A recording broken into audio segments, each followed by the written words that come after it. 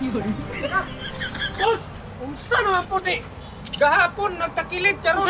Imo naman hindi patindog. Ay, Naunsa man kanimo ako sa imo na po kay ayoko na ni babaw. pastilan. Wala ka nakalimot ka sa kuha. Na ako may sa mga paghuman namin napaka-ayoko sa babaw. Sa man ka oy. Samantala kayo ni ang daot ani mo ha magi samutan hinuon ni. May man sayon ng pagtrabaho boss kahit katong lisod-lisod ta. Ngano man lisod na may sayon.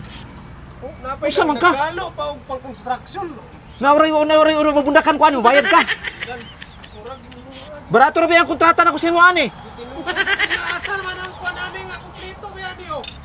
Ako nagikuha nga topya kay gibrasan ako. Dapat malipay ka gibrasan limpyuhan ako.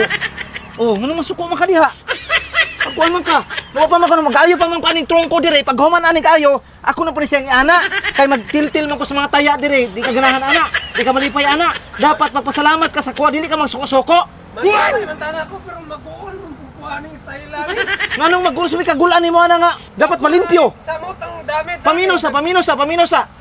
Di ka malipay na akong limpyuhan. Hugaw na ba kay tanawa, hugaw kaayo. Yang kanang trungko luag mo nang diri ko kay makatkat man ko dire sayon ra kaayo. Ano masuko mo ka na? Usa may usay kasuko ni mana. Dapat malipay ka sa kuha, malipay ka kay akong gitaro imo sakyanan. Diri wala na bilabot sa bayad ni. So akong gianan dir para malimpyuhan ako. Makuha ang mataya mapintalan. Boss, ayaw na lang na akong sakyanan.